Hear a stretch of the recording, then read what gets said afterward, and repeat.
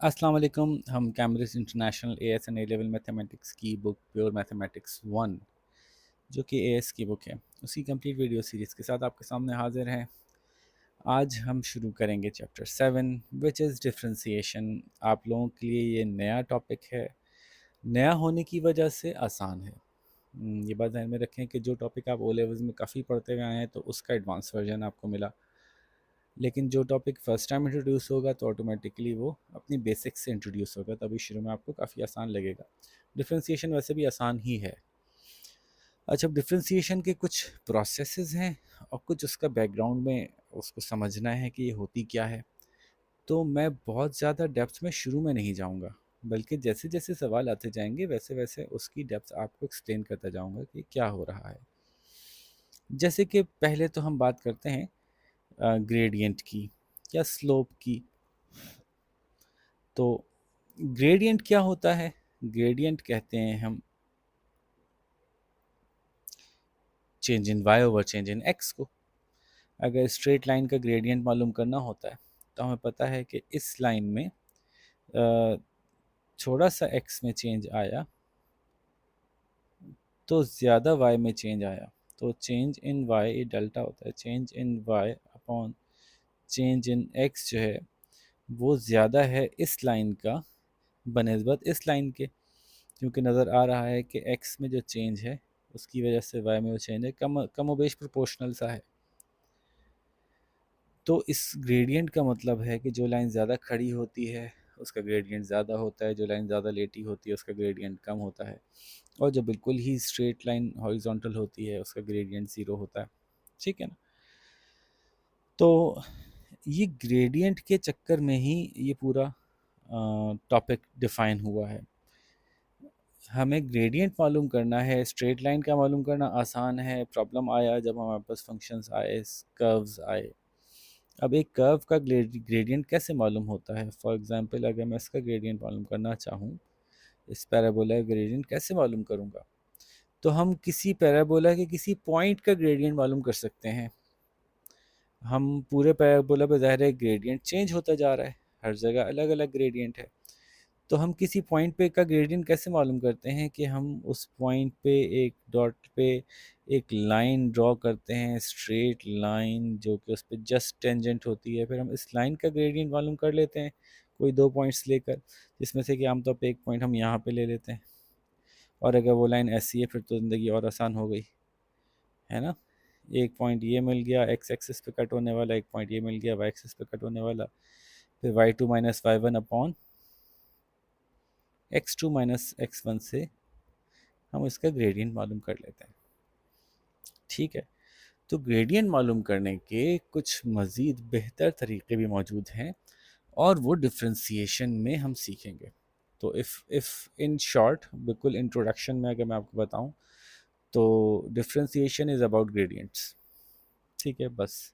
और इसीलिए अगर आप फार्मूला देखेंगे तो वो d y upon d x है, change in y upon change in x है, यूँ समझ लीजिए आप। ठीक है जी, जो कि ग्रेडियंट का फार्मूला है। अच्छा, अब डिफ्रेंसिएशन में जाने से पहले अब हम बुक का सवाल देखेंगे, क्योंकि जैसे मैंने कहा कि मैं आपको डेप्थ में तब लेके जाऊंगा जब बुक लेके जाएगी। तो जैसे जैसे बुक आगे जाएगी वैसे वैसे मैं आपको मज़ीद एक्सप्लेन करता जाऊंगा। सो पहले तो इन्होंने डिफ्रेंसिएशन से स्टार्ट नहीं किया, बल्कि एक जनरल सा आपसे सवाल किया है कि आप हमें यहाँ पे ग्रेडियंट निकाल के बता दीजिए कॉर्ड्स के। कॉर्ड का मतलब क्या हुआ कि एक कर्व है और उस कर्व पे एक पॉइंट ये है, एक पॉइंट ये है, इन दोनों पॉइंट को मिला दें तो एक कॉर्ड बनती है ना। अगर मैं इसको एग्जैजरेटेड बनाऊं तो एक पॉइंट ये है और एक पॉइंट ये है, तो ये कॉर्ड बनी। तो इस कॉर्ड का हमें ग्रेडियंट मालूम करके बता दीजिए। तो उन्होंने एक कर्व पे मुख्तलिफ पॉइंट्स दिए हैं, point A B C D E F, और इस कर्व की जो इक्वेशन है या फंक्शन फॉर्म में y equals to f of x, और हमें जो है वो उसके ग्रेडियंट्स निकालने हैं। तो ग्रेडियंट सी से एफ पे जाना है, तो ये रहा सी, ये रहा एफ, वही वाला फार्मूला होगा y two minus y one. तो x one is equals to 0.8, x two is equals to 1, C F की बात हो रही है, और y one is 1.44, y two is equals to, F में क्या है 2, ठीक है। तो y two minus y one upon x two minus x one, so this is equals to 0.56 upon 0.2 which is equals to 2.8। ठीक है, तो यहाँ आपने 2.8 लिख दिया, and so on and so fourth. इसके ग्रेडियंट्स आप मालूम कर लें बिल्कुल ऐसे ही। जब आपको डी एफ मालूम करना है तो एफ तो यही है, खाली एक्स वन और वाई एक्स वन और वाई वन चेंज होगा। सो ये हो जाएगा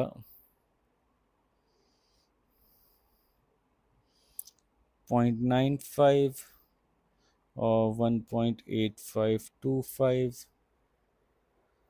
तो इसका हो जाएगा, डायरेक्ट मैं कैलकुलेट कर लेता हूँ, तो 1 - 0.95 अपॉन 2 - 1.8 समथिंग जो है, ये आ रहा है 0.14 और 0.05 विच इज़ 2.95।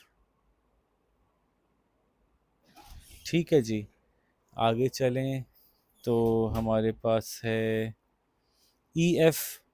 ई में 0.99 है, फिर हम इसको ले लेते हैं 0.99 है, और वाई वन है 1.97। तो 0.99 और 1.9701 जो है, इसको पुट करते हैं वैल्यू को, तो ये बन रहा है 2 माइनस, डायरेक्ट लिख दूँ आंसर तो 2.99 बन रहा है, कैलकुलेट करके देख लें। ठीक है जी, अब आपसे पूछ रहे हैं कि आहिस्ता आहिस्ता वैल्यू जो है वो चेंज हुई है, आपको ये नज़र आ रहा है, और ग्रेडियंट की वैल्यू हमारे पास आ गई। जैसे जैसे ये आगे बढ़ रहा है x1, वैसे वैसे वैल्यू टूवर्ड्स 3 जा रही है। तो अगर x1 पूरा 1 हो जाएगा तो वैल्यू जो है वो 3 हो जाएगी। ठीक है जी, तो ये 3 के टूवर्ड्स 3 जा रही है, यही पूछना चाह रहे हैं हमसे कि इन वैल्यूज़ के हिसाब से आप क्या देख रहे हैं कि जैसे जैसे x दूर होता जा रहा है 1 से, वैसे वैसे वैल्यू छोटी थी, जैसे जैसे x 1 के करीब आता जा रहा है वैसे वैसे वैल्यू टूवर्ड्स 3 जाती जा रही है। ठीक है, क्वेश्चन 1 हो गया। अब इसका ताल्लुक डिफ्रेंसिएशन से नहीं था, बल्कि यहाँ पे समझाना चाहेंगे कि ये जो हम कॉर्ड का मालूम करते हैं स्लोप या ग्रेडियंट, तो कॉर्ड जितनी छोटी करते जाएंगे उससे हमें उस एग्जैक्ट पॉइंट का स्लोप या ग्रेडियंट मालूम हो जाएगा जिस पॉइंट का हमें मालूम करना है। तो ये एक इंटरेस्टिंग सी बात थी। अगेन इसको इतना डेप्थ में समझने की फ़िलहाल ज़रूरत नहीं है, क्योंकि हम आगे सवाल जब करेंगे तो फिर हमें ये डायरेक्टली समझ में आ जाएगी बात। फिलहाल अभी हमने क्वेश्चन 1 कर लिया, क्वेश्चन 2 देखते हैं। Find the value for the gradient of the curve at the given point at 1 1 at all these different points। Okay, अब इस सवाल में हमें करना क्या है, अभी अगेन ये डिफ्रेंसिएशन शुरू नहीं हुई, डिफ्रेंसिएशन के करीब लाना चाहती किताब आपको, तो ऐसा ही हमें चार्ट बनाना है इन सवालों के लिए, 4 सवालों के लिए। ठीक है, A F B F C F D F E F, F मानेंगे इसको, और ए बी और सी और डी हम खुद एज्यूम कर लेंगे। ठीक है जी, ये कह रहे हैं आपसे, जैसे कि आपने कहा कि ये एफ है, तो ए क्या होगा इस सवाल की केस में लेते हैं, तो यहाँ पे ए जो होगा वो होगा इसके करीब करीब डेसिमल में, पॉइंट्स में हम कुछ वैल्यूज़ रेफर करेंगे। एक्स की वैल्यू लेते हैं लेट्स सपोज 0.5, और एक्स अगर 0.5 होगा तो वाई कितना होगा, 0.5 की पावर 4 लिख लें,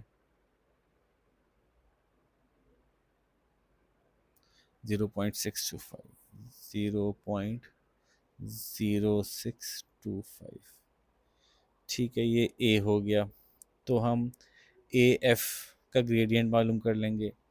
ये बी ले लेते हैं, बी ले लेते हैं 0.4 ले लेते हैं, 0.4 कॉमा। अब अगर 0.4 है एक्स की वैल्यू, तो वाई की वैल्यू क्या होगी? एक्स की पावर 4 है वाई, तो अगर एक्स 0.4 है तो 0.4 की पावर 4 हो जाएगी। तो ये निकाल लेते हैं, 0.256। ठीक है, इस तरह से आपको 4 पॉइंट्स ले लें, कोई सी ले लें। फ़िलहाल मैं आपको 3 से करके दिखाता हूँ, जगह कम होने की वजह से आप 4 ले लें। 0.3 ले लेते हैं, 0.2 ले लेते हैं, 0.2, ताकि डिफरेंस थोड़ा क्लियर हो जाए। वैसे तो 2 से भी क्लियर हो जाएगा, लेकिन 3 ले लेते हैं, 4 ले लेते हैं, ताकि थोड़ी सी आपकी एक्सपीरियंस भी हो जाए कि समझाना क्या चाह रहे हैं। सो 0.2 अगर होगी तो 0.2 की पावर 4 होती है 0.0016। ठीक है, अब हम इसको हमने कहा एफ़, फॉर एग्ज़ाम्पल। एफ़ इसलिए क्या कि बी सी डी ई तक हम पॉइंट ले रहे थे, तो इसको आप डी भी कह सकते हैं, के भी कह सकते हैं, आपकी मर्ज़ी है। तो आपने कहा कि जो लाइन है ए एफ, उसका उसका ग्रेडियंट मालूम करना है। तो हमारा जो पॉइंट है x1 हम ले लेते हैं 1, y1 ले लेते हैं 1, इसकी वजह से x2 और y2 चेंज करते जाएंगे, या x1 x2 माइनस x1 लेते हैं ना, तो हम x2 ले लेते हैं 1, y2 ले लेते हैं 1, इसकी वजह से, और x1 और y1 चेंज करते जाएंगे। तो y2 minus y1 upon x2 minus x1 है, ये y ऐसे बनाया करें। ठीक है, तो अभी x1 और y1 हमने लिया इसको, तो 0.5 और 0.0625, तो ये होगा 1 minus 0.0625 upon 1 minus 0.5। This is equals to 0.5, और 1 माइनस 0.0625 इज 9375, 0 पॉइंट। तो इसको डिवाइड करते हैं 0.5 से, तो आंसर आता है 1.875। ऐसे ही टेबल बनाइएगा आप। तो आप यहाँ लिखेंगे 1.875। ठीक है, अब मैं इससे नहीं निकाल रहा, डायरेक्ट इससे निकाल के दिखा रहा हूँ, ताकि मैं समझा सकूँ कि कंक्लूजन ये क्या निकलवाना चाह रहे हैं। तो x1 की जगह हम ले लेंगे 0.2, और y1 की जगह हम ले लेंगे, जो हमारा निकला 0.0016, 0.0016। ठीक है, यही यहाँ पे लगा देंगे, y2 माइनस 0.16 और 0.2। तो ऊपर हमारा आंसर आएगा 1 माइनस 0.0016 इज 0.9984 अपॉन 0.8। तो डिवाइड बाय 0.8 इज 1.248। ये हमने यहाँ लिख दिया। ठीक है, अब इसमें एक मसला ये है कि हम इस पॉइंट के करीब होते जाएं।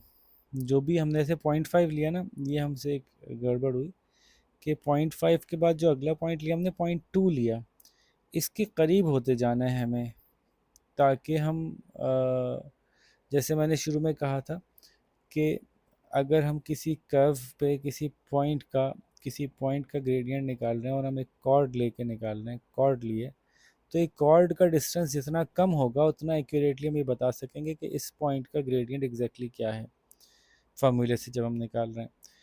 तो ये डिस्टेंस टूवर्ड्स दिस पॉइंट आना है। तो यहाँ हमसे गलती ये हुई कि हम पॉइंट 2 के ऊपर चले गए। पॉइंट 5 से शुरू किया था तो पॉइंट 6, पॉइंट 7, पॉइंट 8, पॉइंट 9 के करीब आना था हमें।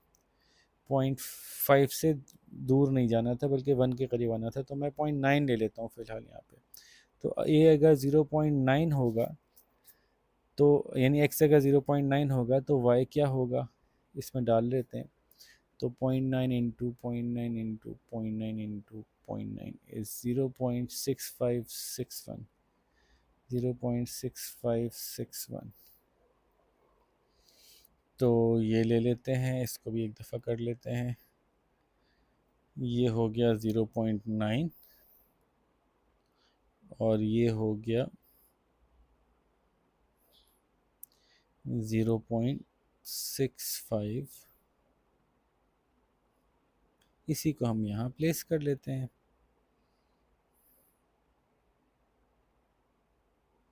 और ये भी रब कर लेते हैं, ये भी रब कर लेते हैं। 0.9 और 0.9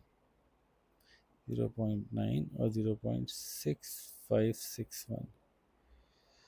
तो ये बन रहा है 1 minus 0.6561 is 0.3439 upon 0.1, which is equals to 3.439। तो ये जो हमारा ये वाला पॉइंट होना चाहिए था ना, वो होना चाहिए था 3.439। और हम ये बताएंगे कि इट सीम्स कि हमारा जो इस पॉइंट का ग्रेडियंट है, जितनी कॉर्ड के ऊपर, और बिल्कुल यूं बना देता हूँ मैं, कि मुझे इस पॉइंट का ग्रेडियंट चाहिए था या इसका चाहिए था। तो जितना डिस्टेंस मैंने ज़्यादा रखा था तो उस वक्त आ रहा था 1.87। डिस्टेंस में कम करता गया, कॉर्ड की लेंथ कम होती गई, और एक वक्त ऐसा आएगा कि डिस्टेंस बिल्कुल छोटा सा होगा तो बहुत करीब होंगे हम एग्जैक्टली इस स्लोप के, कि जो कि इस पॉइंट का स्लोप है। तो देखिए हमारी ये पॉइंट था 1,1 और दूसरा पॉइंट हमने लिया 0.9 comma something.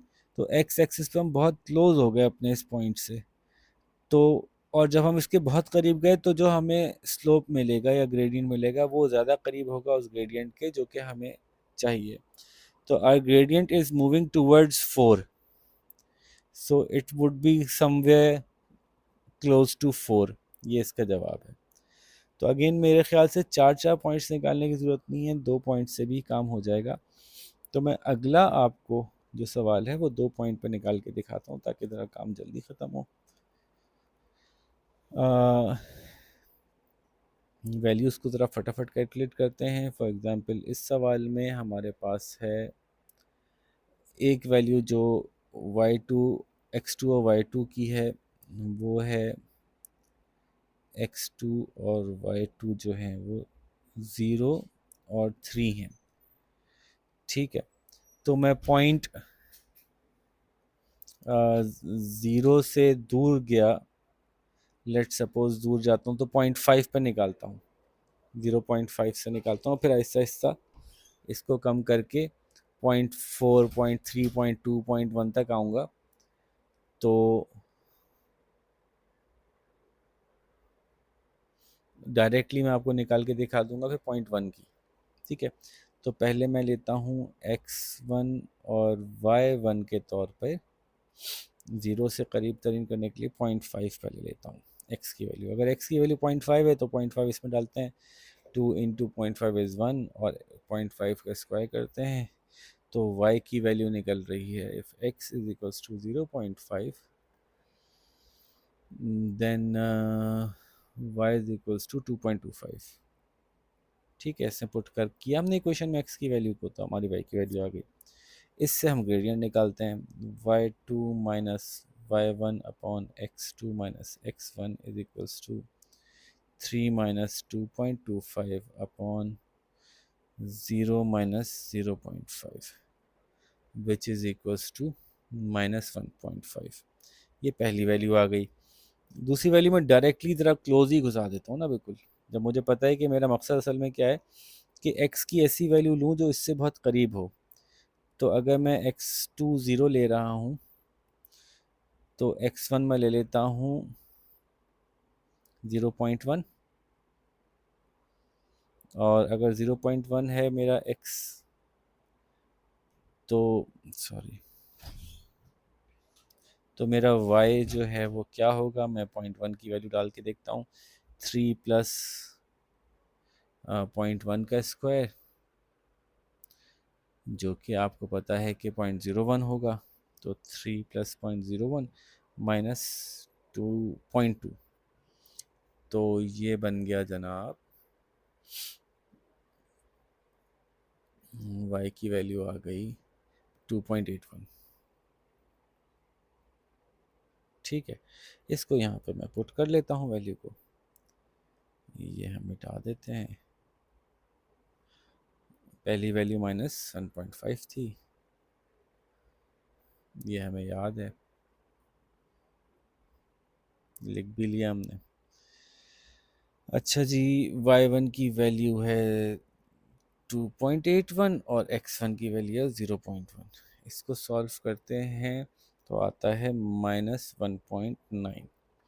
Now we started from -1.5, और जैसे जैसे हम डिस्टेंस कम करते जा रहे हैं we are reaching towards somewhere.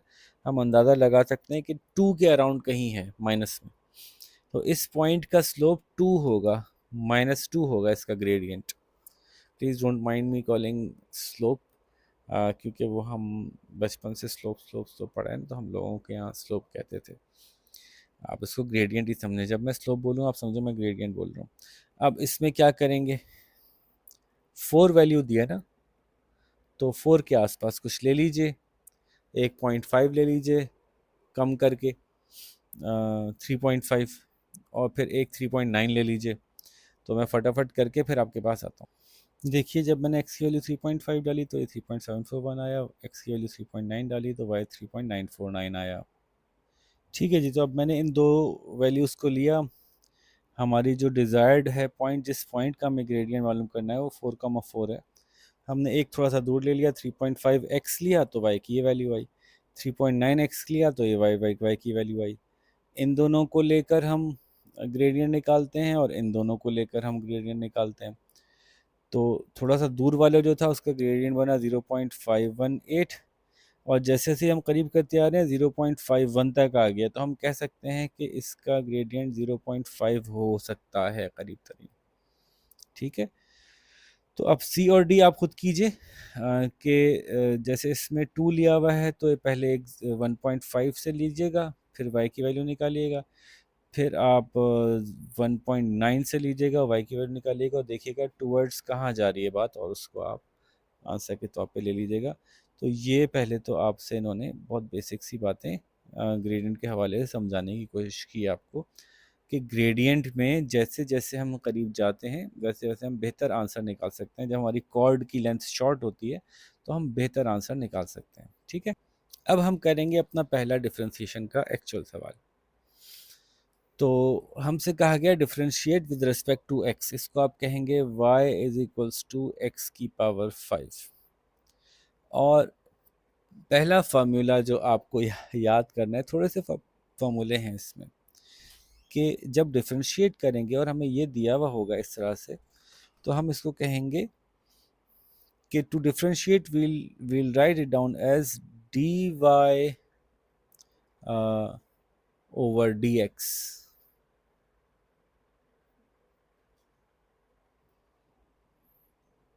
ये कहलाती है डिफ्रेंशिएशन की टर्म। तो चूंकि y दिया हुआ है तो हम इसको लिखेंगे d upon d x of y और हमारे इस केस में जो है y किसके बराबर है, x की पावर 5 के बराबर है। So to differentiate, to convert, to give the answer of dy upon dx, we put the value of y here. So d upon dx x की power 5 is equals to, formula ये है कि जब किसी किसी वेरिएबल को आप differentiate करते हैं तो अगर उसकी पावर n है तो उसका आंसर आएगा n इंटू एक्स की पावर n-1। ठीक है, तो पहला फार्मूला ये आया। तो ये बहुत आसान है, जो भी पावर लगी हुई है x के ऊपर उस पावर को लिखिए और x को लिखिए और x में से एक माइनस कर दीजिए उसकी पावर में से, तो 5 - 1 4 हो गई। ठीक है भाई, तो पहला जवाब, पहला आपका डिफ्रेंसिएशन का सॉल्यूशन आया फर्स्ट टाइम, ये आपने सीख लिया, मुबारक हो आपको, बहुत सारी क्लैपिंग कर लीजिए। तो अब अगर मैं बगैर कुछ किए ही आपको बता दूं कि इसका क्या आएगा, 9x की पावर 8। अब थोड़ा थोड़ा सा जैसे कुछ कॉम्प्लेक्स सिचुएशन आ जाएंगी तो अब इसको क्या करें, बिल्कुल वही करें, कुछ भी कोई मसला नहीं है। अब जैसे मैंने कहा कि जो पावर है वो पहले नीचे आएगी, तो -4x की power -4 - 1, so which is -4x की पावर -5। इसको हम पसंद ये करते हैं कि अगर x की पावर -5 माइनस में ना लिखी जाए, तो आपको पता है कि -5 का मतलब है कि अपॉन में था x, तो x की पावर 5 होगी, -4 अपॉन एक्स की पावर 5। अब ये ज़रा खूबसूरत लग रहा है जवाब, ये ठीक है, लेकिन ऐसे लिखना खूबसूरत लग रहा है। 1 अपॉन एक्स, तो अब डिफ्रेंशिएट करने के लिए पहले इसको पढ़ लाएंगे, तो this would become d upon d x of x की पावर -1।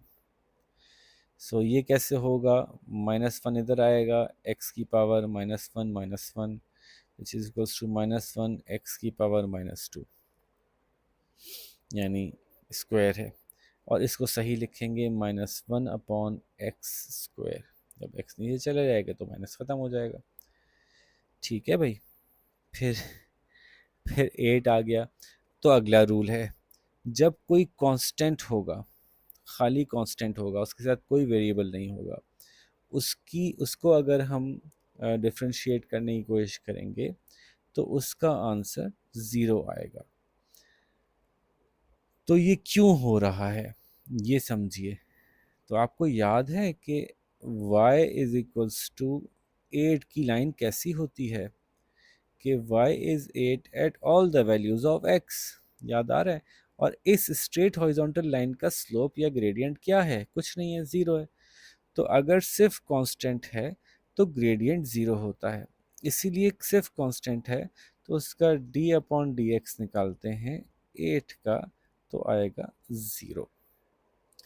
ठीक है जी, अब f को देखिए कि कैसे करेंगे। तो पहले तो इसको सही करते हैं हालत इसकी। अंडर रूट एक्स का मतलब होता है एक्स की पावर 1/2, क्यूब रूट एक्स का मतलब होता है एक्स की पावर 1/3। पहले तो ये याद कर लीजिए। तो अगर आपको ये याद है तो अभी सवाल हो गया, इसमें कुछ बचा ही नहीं। ये देखिए, इसकी पहले हालत चेंज करते हैं, d upon d x cube root x square is equals to d upon d x, पहले इसको ठीक करें ना, so which is equals to x की पावर 2 इंटू 1/3। ठीक है, विच इज 2/3, तो इसको मैं डायरेक्ट लिख लेता हूँ 2/3।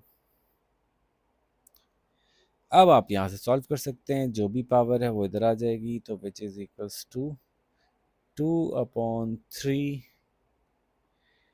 और x की पावर 2/3 - 1। ठीक है, अब 2/3 में से 1 माइनस करेंगे, तो आप ये चलें बच्चों वाले तरीके से करते हैं।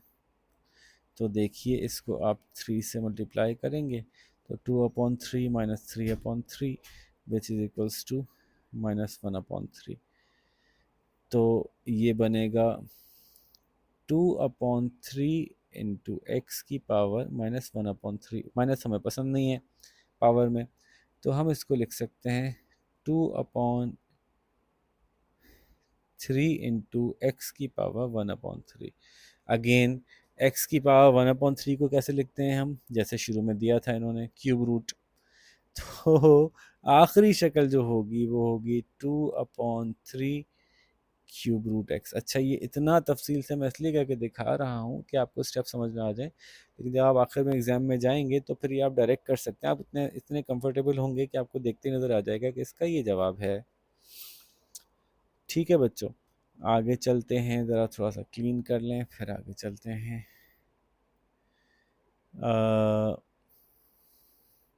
जी देख लेते हैं। अब यहाँ पे दो आ गए वेरिएबल्स जो आपस में मल्टीप्लाई हो रहे हैं, कोई मसला नहीं है, इसको भी सॉल्व कर ले। पहले तो आसान ये है ना कि दोनों वेरिएबल्स सेम है, तो x की पावर 3 इंटू एक्स की power 2 D upon d x. तो डी अपॉन डी एक्स अभी तो ख़त्म नहीं हुआ, क्योंकि पहले इसको x की पावर 3 प्लस 2 करेंगे। जब सेम वेरिएबल है तो पावर ज़ायड हो जाएंगी, अगर ये वेरिएबल मल्टीप्लाई हो रहे होते हैं तो। सो अब तो कुछ भी नहीं बचा कि अगर मैं आपसे कहूँ डी ओवर डी एक्स आप निकालें x की पावर 5 का, तो 5x की पावर 4 आ जाएगा। और ये सवाल भी वही है, ऐसा कुछ करना नहीं है, इसको ऊपर ले जाइए, खाली x की पावर 5 इंटू एक्स की power minus 2 which is x की पावर 3 हो गया, तो 3x² आ जाएगा इसका आंसर। ठीक है भाई, तो मैंने आपको क्वेश्चन 1 से क्वेश्चन 3 तक करवा लिया। यहाँ तक बिल्कुल हमने डिफरेंशिएशन का जस्ट स्टार्ट लिया है, आप इसको समझ लीजिए।